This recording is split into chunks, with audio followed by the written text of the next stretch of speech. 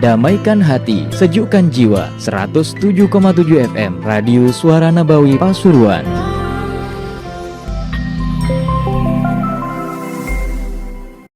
Marhaban ya nur aini, marhaban jaddal Husaini. Marhaban ya nur aini, marhaban ya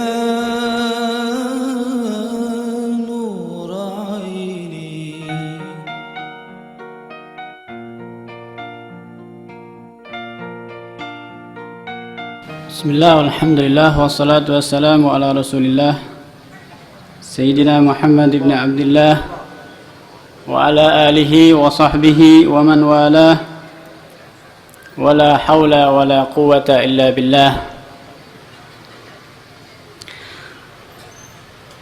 Hadirin yang dirahmati oleh Allah subhanahu wa ta'ala, Al-Habib Taufik bin Abdul Qadir As-Saggaf, beliau pada hari ini ada halangan sehingga tidak bisa untuk hadir untuk mengisi pengajian rutin yang biasanya dilakukan. Beliau menyampaikan pada hari Minggu pagi. Saya ditugas untuk menggantikannya. Kalau diumpamakan taharah, saya ini hanya saja bersucian pengganti, yaitu bagaikan tayamum. Ya, apabila orang tidak mendapatkan air, maka penggantinya adalah tayamum. Baiklah para hadirin yang dirahmati oleh Allah Subhanahu wa taala, kita baca hadis Syifa'us Saqim karya Al-Habib Muhammad bin Abdullah Al-Haddad min kalam Sayyidil Mursalin. Qala Rasulullah sallallahu alaihi wasallam, Dhahabatin nubuwatu wa bagiyatil mubasyirat. Dhahabatin nubuwah, telah hilang atau telah habis. An-nubuwah, kenabian. Wa bagiyatil mubasyirat, dan masih ada al-mubasyirat, kabar-kabar gembira. Dalam hadis ini ada lanjutannya, ya, tapi di sini tidak dikutip. Lanjutannya adalah sahabat bertanya, qalu wa mal mubasyirat ya Rasulullah. Ya, mereka bertanya kepada Rasulullah sallallahu alaihi wasallam, apa kabar gembira itu wahai Rasulullah? Beliau menjawab, ru'yatul mu'min yarahal mu'min aw turalah, aw kama qala sallallahu alaihi wasallam. Kabar-kabar gembira itu adalah mimpinya seorang yang beriman. Dia akan melihatnya di dalamnya atau akan diperlihatkan. Jadi yang dimaksud al-mubasyirat di situ, kabar gembira, adalah mimpi yang baik. Ini hadis ini menerangkan bahwasannya an-nubuwah, kenabian, itu sudah ditutup oleh baginda Nabi besar Muhammad sallallahu alaihi wasallam. Kemudian kata nubuwah, ada dua istilah. Ada yang mengatakan bahwasannya diambil dari kata nubuwah, yaitu makanul murtafi, tempat yang tinggi. Kenapa dikatakan tempat yang tinggi? Karena nabi, para nabi atau para rasul mengangkat pengikutnya. Li'annahu yarfa'u rutbata man tabi'ah. Karena sungguhnya para rasul atau para nabi mengangkat derajat pengikutnya. Ada lagi yang mengatakan diambil dari kata-kata naba yang berarti kabar, karena nabi dan rasul itu membawa kabar dari Allah Subhanahu wa taala. Pengertian nabi menurut ulama adalah insanun hurrun zakarun salimun an munaffirin tab'an wa an dana'ati abin wa khana'um min uhiya ilaihi bi syar'in wa lam yu'mar bi tablighihi. Itu nabi. Kalau rasul uhiya ilaihi bi syar'in wa umira bi tablighihi. Mereka adalah insanun, dari golongan manusia. Yang dikatakan nabi atau rasul itu adalah dari golongan manusia, bukan dari golongan jin atau dari golongan malaikat, melainkan dari golongan manusia, dari bangsa manusia. Hurrun, kemudian bukan dari perbudakan, bukan dari budak, tapi dari orang yang merdeka. Zakarun, laki-laki, bukan perempuan.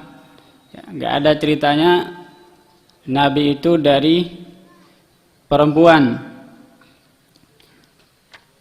Salimun am munaffirin tab'an, selamat dari sesuatu yang membuat manusia jauh darinya. Ya, diumpamakan seperti kalau ada orang kena penyakit kusta, ya, tentunya teman-temannya atau orang yang ada di sekitarnya pasti akan menjauhinya, karena penyakit kusta itu, penyakit lepra, sangat cepat menular. Nah, nabi itu selamat dari penyakit kusta atau sesuatu yang bisa membuat orang menjauhinya.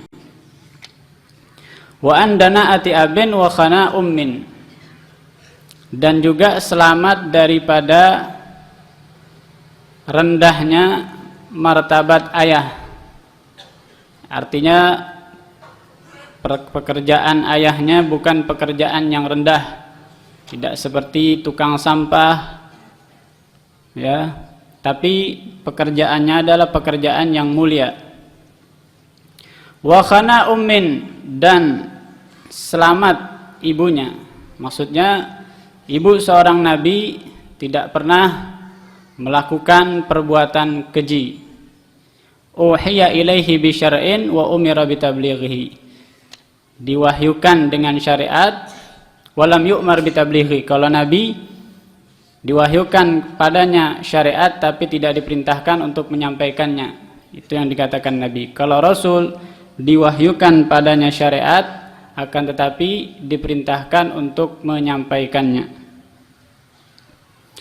Jumlah mereka, jumlah para nabi dikatakan oleh ulama jumlahnya ada 124.000. 124.000. Sedangkan rasul jumlahnya 313. Dalil yang mengatakan jumlah rasul itu 313, Rasulullah SAW pernah ditanya oleh Sayyidina Abi Dzar, wahai Rasulullah SAW, berapa jumlah rasul? Beliau menjawab, salasami'ah wa bid'ata asyar, 300 lebih. Ya, jumlah mereka ada yang mengatakan seperti jumlahnya sahabat yang perang dalam perang Badar, yaitu 313, ada yang mengatakan 314, ada yang mengatakan 315. Di dalam kitab Al-Bajuri dikutip sebaiknya kita tidak menyebutkan, karena di dalam Al-Quran Allah nyatakan minhum man qasasna wa minhum man lam naqsushu. Ya, di antara mereka ada yang kami kisahkan dan di antara mereka juga ada yang tidak kami kisahkan. Artinya sebaiknya kita tidak menyebutkan berapa jumlahnya. Karena kalau kita menyebutkan, kita tentukan jumlahnya, nanti yang tidak pernah dikisahkan padahal itu seorang nabi, nah, itu akan membahayakan kita, karena kita menganggap dia tidak termasuk dari golongan nabi.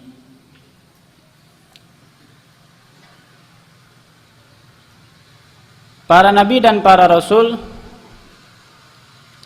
ya diutus oleh Allah Subhanahu wa taala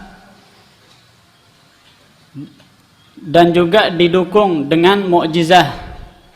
Ya. Didukung dengan mukjizah. Dan mukjizah itu disesuaikan dengan kondisi pada saat itu. Ya, kondisi yang sedang populer di saat itu. Seperti mukjizahnya Nabi Allah Isa, bisa menghidupkan orang yang telah mati. Kenapa demikian? Karena waktu itu memang banyak orang-orang yang ahli di dalam medis, di dalam kedokteran. Ya. Tentunya menghidupkan orang yang mati ini sudah paling hebatnya kedokteran. Dokter nggak bisa menghidupkan orang yang mati. Mukjizat Nabi Allah Musa, mukjizatnya Nabi Allah Musa, ya itu membatalkan atau membantah sihir, ya. Kenapa? Karena memang di saat itu lagi ngetren, ya, lagi ngetopnya apa? Sihir. Orang-orang waktu itu banyak yang ahli dalam menyihir. Kaumnya waktu itu banyak yang ahli dalam menyihir. Ya. Ya. Sedangkan Nabi Allah Muhammad sallallahu alaihi wasallam, mukjizat yang paling agung yang diberikan oleh Allah Subhanahu wa taala adalah Al-Qur'an. Kenapa? Karena waktu itu memang banyak orang yang ahli di dalam syair, di dalam sastra. Ya. Jadi Allah Subhanahu wa taala menyesuaikan dengan kondisinya. Akan tetapi keistimewaan mukjizat Nabi besar Muhammad sallallahu alaihi wasallam itu baku selamanya sampai hari akhir. Ya, sedangkan mukjizat nabi-nabi sebelumnya hanya sebatas pada zamannya. Ya. Ya, begitu juga Nabi besar Muhammad sallallahu alaihi wasallam diutus oleh Allah Subhanahu wa taala untuk semua umat, untuk semua kalangan. Ya, bukan seperti nabi-nabi sebelumnya. Nabi-nabi sebelumnya, ya, sebagian di antara mereka ada yang diutus hanya untuk keluarganya ataupun untuk kaumnya. Nabi Ibrahim diutus untuk kaumnya, yaitu Namrud. Ya, Nabi Lut juga diutus, ya, untuk mengajak kaum Sadum. Ya. Begitulah, ya. Wa baqiyatul mubasysyirat, ya. Itu yang berkenaan, yang ada kaitannya dengan kenabian atau kerasulan. Wa baqiyatul mubasysyirat, dan masih ada al-mubasysyirat, kabar-kabar gembira, yaitu mimpi yang dilihat oleh orang yang beriman. Mimpi baik, ya. Dan dalam hadis ini berarti ada kabar gembira, ya tidak menutup kemungkinan bagi seorang mukmin untuk bisa melihat Nabi besar Muhammad sallallahu alaihi wasallam. Ya, karena dalam satu riwayat dikatakan apa?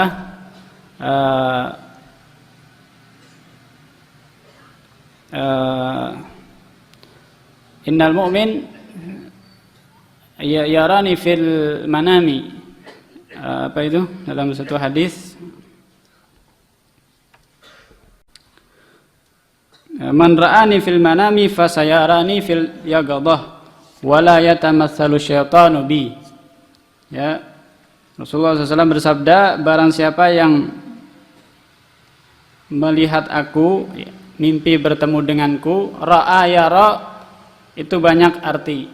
Cuman di sini yang dimaksud adalah mimpi.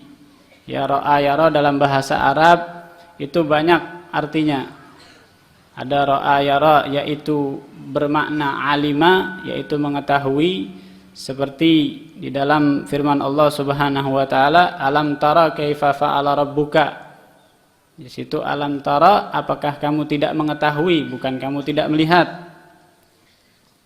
Ada ra'a yara berarti mimpi. Yang dimaksud di sini adalah mimpi. Fil manami, dalam tidurnya, fasayarani fil yaqadha, maka dia akan melihat aku dalam keadaan sadar. Ya, barang siapa yang bermimpi bertemu dengan Nabi Muhammad SAW, maka dia akan melihatku dalam keadaan sadar. Wala yatamassalu syaitanu bi, dan setan tidak akan bisa menyerupai aku. Ya, ini merupakan satu keberuntungan bagi seorang mukmin yang dapat melihat Nabi besar Muhammad SAW dalam mimpinya. Ya. Dan di situ tidak ditegaskan bahwasanya oh itu nanti di akhirat atau di barzakh, tidak. Di situ Nabi tidak menegaskan, umum di situ. Ya, baik di dunia itu bisa terjadi.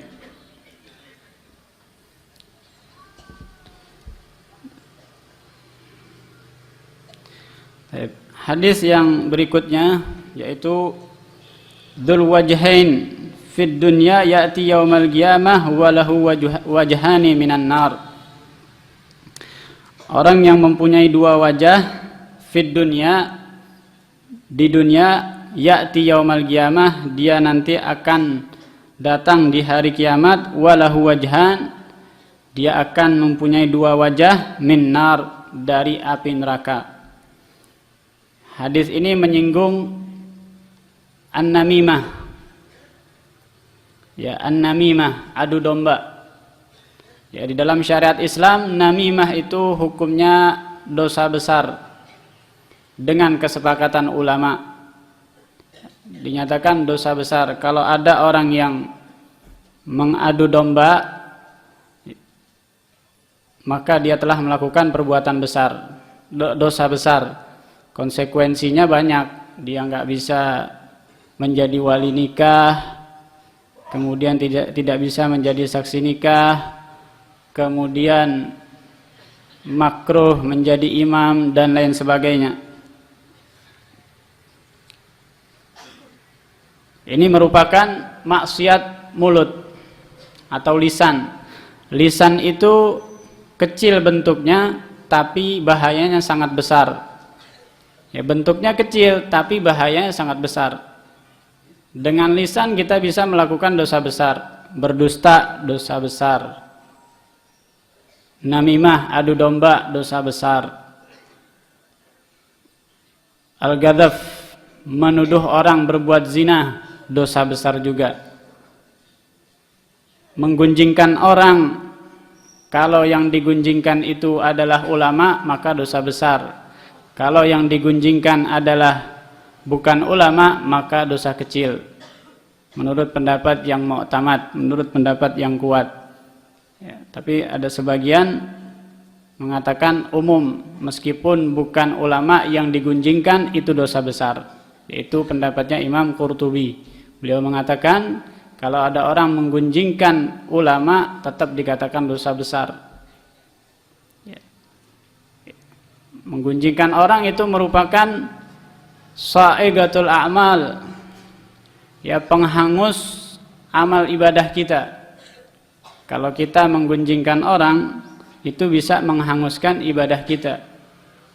Ya, ibadah yang telah kita lakukan itu bisa sia-sia karena ghibah. Sedangkan ghibah ini sudah merajalela. Sulit sekali orang menghindarinya. Ya, dengan demikian ada juga pendapat yang mengatakan bahwasanya ghibah itu adalah dosa kecil, bukan dosa besar.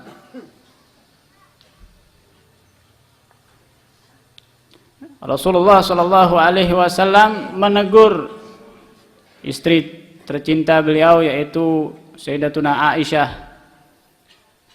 Ya, ketika Sayyidatuna Aisyah mengatakan di hadapan Rasulullah, karena Rasulullah waktu itu mencari Sofiyah, istrinya, istri selain daripada Aisyah. Kenapa, kata Sayyidatuna Aisyah, engkau selalu menyebut-nyebut Sofiyah? Ya, kata Sayyidatuna Aisyah, Sofiyah itu kalau bahasa kitanya segini, maksudnya apa? Pendek. Ya, itu cuma dengan isyarat, tapi Rasulullah SAW sudah marah. Rasulullah mengatakan kepada Sayyidatuna Aisyah, lagad gulti bi kalimatin law mujizat bima'il bahri la ghayyarathu. Wahai Aisyah, kamu benar-benar telah melakukan suatu perkataan apabila perkataan ini diumpamakan dengan bentuk fisik. Kalau seandainya perkataan ini bentuk fisik dilemparkan ke laut, air laut akan berubah rasanya. Ya. Saking jeleknya perbuatan ghibah itu diumpamakan, kalau ini adalah benda fisik, kalau dilemparkan ke laut, air laut akan berubah rasanya. Itu Sayyidatuna Aisyah ditegur oleh Rasulullah Shallallahu Alaihi Wasallam. Ya, bagaimana dengan kita?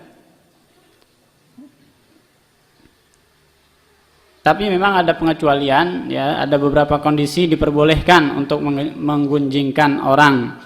Di antaranya ulama menyebutkan apabila ala sabili ta'rif, untuk membedakan. Misalnya ada dua orang namanya sama. Misalnya ada namanya Asep, kedua-duanya sama. Kita tidak bisa membedakan kecuali dengan ciri yang terdapat di dalamnya dia. Misalnya dia ada cacatnya, oh Asep yang cacat, misalnya Asep pincang, nggak apa-apa. Tapi niatnya untuk membedakan, nggak boleh serta-merta hanya menyebutkan. Ya meskipun betul pincangnya, ya itu nggak apa-apa, diperbolehkan. Ya begitu juga untuk bertanya kepada ulama, ya misalnya ada orang ingin bertanya kepada ulama, ya berkaitan dengan orang yang menzalimi dia. Misalnya ada fulan bin fulan telah menzalimi saya, dia cerita di depan ulama itu, enggak apa-apa, itu boleh lil istifta. Ya begitu juga yang ketiga, untuk memperingati orang. Ya misalnya ada orang ingin berhubungan dengan orang lain, ya ingin bermuamalah, ya tapi ada pihak ketiga memberikan memberikan nasihat, ya supaya jangan bermuamalah. Kenapa? Karena dia misalnya selalu berbohong, itu nggak apa-apa. Ya, ada memang beberapa kondisi diperkenankan untuk menggunjingkan orang. Ya, wallahu a'lam, mungkin ini yang bisa saya sampaikan.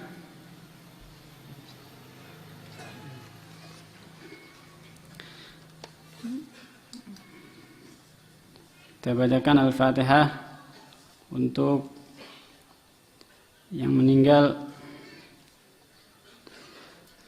Fatihah binati anallaha yaj'al qabrahu rawdah min riyadil jannah, qabrahum rawdah min riyadil jannah, binati anallaha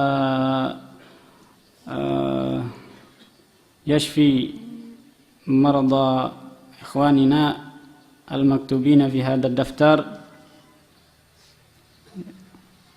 إن الله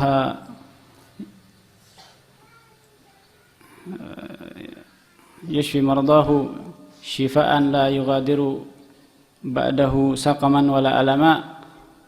على هذه النية وكل نية صالحة جاملة شاملة خير الدنيا والآخرة على ما نوى سلفنا الصالحون كما نوينا كما قصدنا كما طلبنا وإلى حضرة النبي. الفاتحة.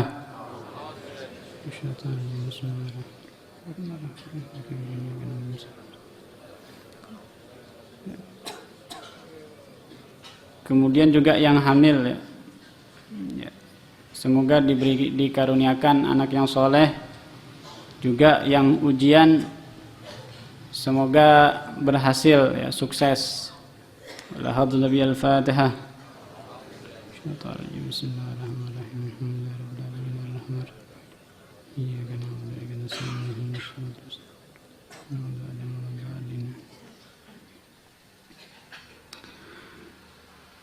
لا إله إلا الله الموجود في كل زمان.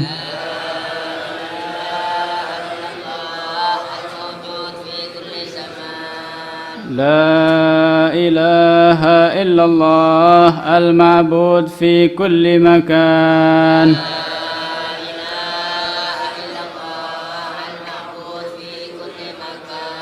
لا إله إلا الله المذكور بكل لسان.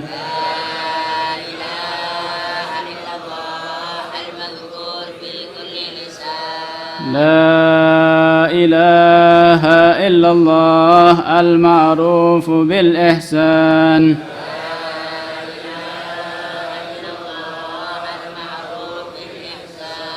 لا إله إلا الله كل يوم هو في شان.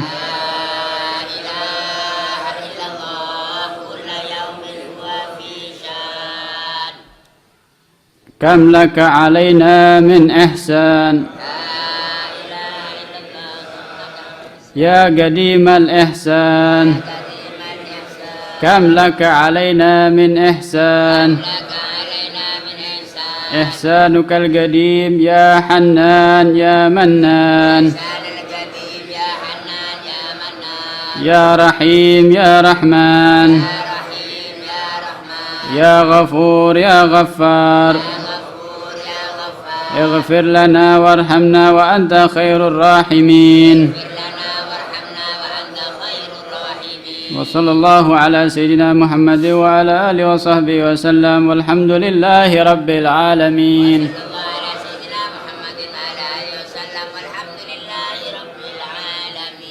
اللهم اهدنا فيمن هديت وعافنا فيمن عافيت وتولنا فيمن توليت وبارك لنا فيما أعطيت وقنا برحمتك شر ما قضيت فإنك تقضي ولا يقضى عليك فإنه لا يذل من واليت ولا يعز من عاديت تباركت ربنا وتعاليت فلك الحمد على ما قضيت. نستغفرك ونتوب إليك وصلى الله على سيدنا محمد وآله وصحبه وسلم والحمد لله رب العالمين. ربنا اعترفنا وأننا أسرفنا على فتب علينا توبة تغسل كل حوبة واستر لنا العورات آمن الروعات واغفر لوالدينا ربي ومولودينا والأهل والإخوان وسائر الخلان وكل ذي محبة أو جيرة أو صحبة المسلمين أجمعين ربي يسمع ودودا منا لا باكتساب منا بالمصطفى الرسول نرضى بكل سوري المصطفى الرسول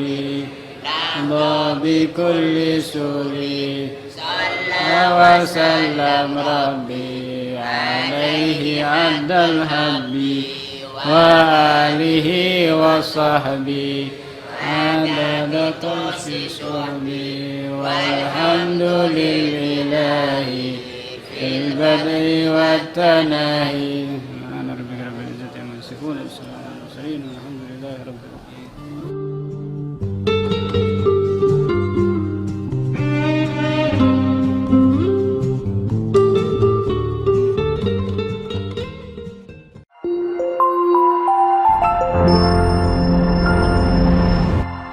Damaikan hati, sejukkan jiwa. 107,7 FM Radio Suara Nabawi Pasuruan.